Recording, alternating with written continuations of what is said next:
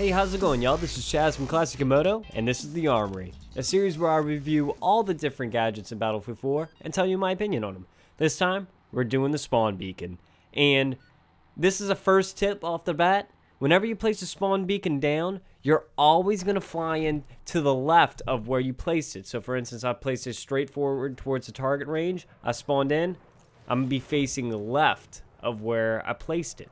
So that's a useful tip when wanting to spawn in and you need to go in a specific direction. I know it's really aggravating for me when I spawn in and I'm, flying in totally away from the objective. So that's a good, helpful tip.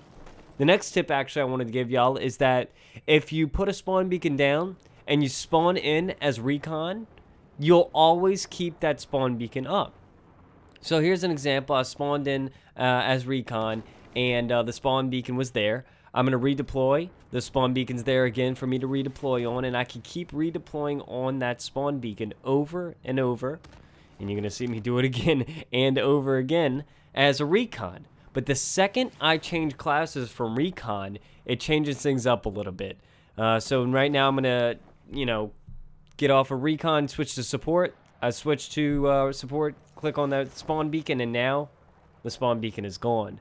I can't spawn in on it again if I die. So that's a helpful tip if you want to keep that spawn beacon up. Just make sure you stay as recon. So that way it will always be there unless somebody comes in and destroys it. It will always be there for your teammates to spawn. Also, if you're on a rush objective mode and you place it down, it will disappear when the next set of objectives comes on. So that's something to think about. Also, if you place a spawn beacon down underneath some sort of overhang or inside a building, you will not spawn in the air, as you can see right here. That's a useful tip if you don't want to be spotted in the air, running, flying around and being a complete target. So that's a great way to actually, stay under cover, is place it underneath overhang.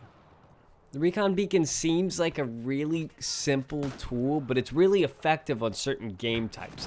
I didn't find it too appealing in Conquest or something with like an open style play style, or a team deathmatch or something like that. I didn't find it too effective. But in Rush, obliteration, stuff like that, those kind of game types, it was phenomenal. Even capture the flag too. Capture the flag was almost essential.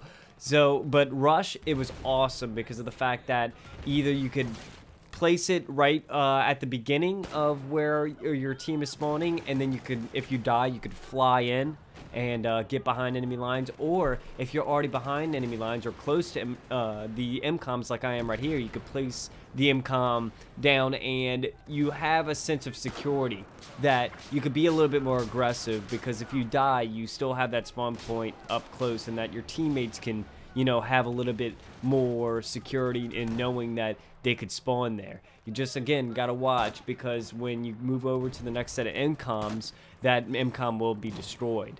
And you got to watch for enemies too, because they can be pretty pesky and taking them out. But for the most part, I found that this was where it was most effective. That's where you're going to want to use it in those type of game modes, really objective game modes where you have to push forward to a certain spot. But thanks again, guys. I hope y'all enjoyed this episode. And as always, stay classy.